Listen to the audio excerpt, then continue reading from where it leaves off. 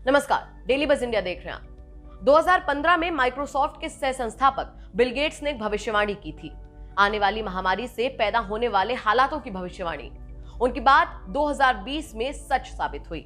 उनका कहना था, अगर अगले कुछ दशकों में 10 लाख से ज्यादा लोगों की जान चली जाए तो इसकी वजह एक युद्ध नहीं होगा, इन मौतों की वजह एक महामारी होगी।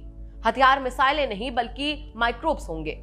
उन्होंने उसके बाद यह भी कहा था कि कोरोना के बाद 2 ऐसी विपदाएं आ सकती हैं जो कि मानवीय सभ्यता को झकझोर कर रख देंगी। अमेरिका से ही आने वाला एक और ऐसा नाम था जो इतना ही दूरदर्शी था, अमेरिका के 43वें राष्ट्रपति जॉर्ज डब्ल्यू बुश। ये बात सही है कि कोई भी देश अपनी दूरदर्शी नीतियों के चलते ही आगे बढ़ता है। ऐसे में जॉर्ज बुश ने 1.5 दशक पहले ही महामारी के लिए तैयार रहने की बात कही थी। 2005 में नेशनल इंस्टीट्यूट ऑफ हेल्थ का एक कार्यक्रम था। इसमें भाषण देते हुए अमेरिका के तत्कालीन राष्ट्रपति ने कहा था कि आने वाले समय में कोई महामारी आ सकती है। इसका सामना करने के लिए हमारे पास तयशुदा योजना होनी चाहिए। उन्हें इस बात का ख्याल तब आया जब वो छुट्टियां मना रहे थे। तभी जॉन बेरी की एक किताब उनके हाथ लगी, the great influenza, the story of a deadliest pandemic in history.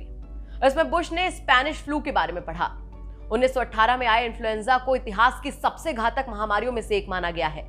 इसकी वजह से लगभग 10 करोड़ लोगों की जान गई थी। किताब पढ़ते ही जॉर्ज बुश को आभास हुआ कि ऐसे हालातों के लिए सब कुछ सुनियोजित होना चाहिए।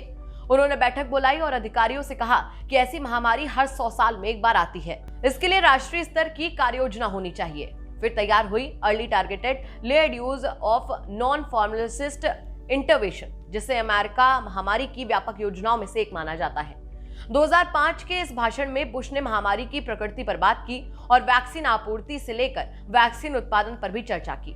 उन्होंने महामारी की तुलना जंगल की आग से की थी। फिर कहा कि आग को जितनी जल्दी काबू किया गया उतनी जल्दी उसे बुझाया जा सकता है, लिहाजा नुकसान भी सीमित होगा। महामारी भी ठीक वैसी ही है।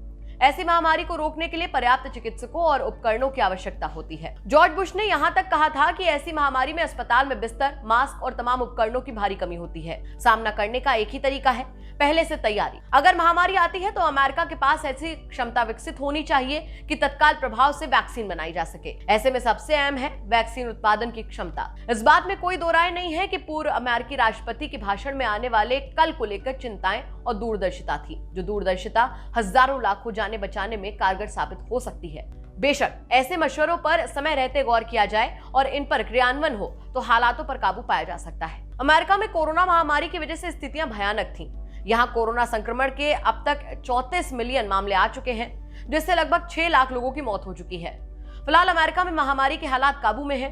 भारत इस मामले में दूसरे स्थान पर है और ब्राजील तीसरे स्थान पर। फिलहाल दुनिया भर से इस महामारी का खतरा टला नहीं है।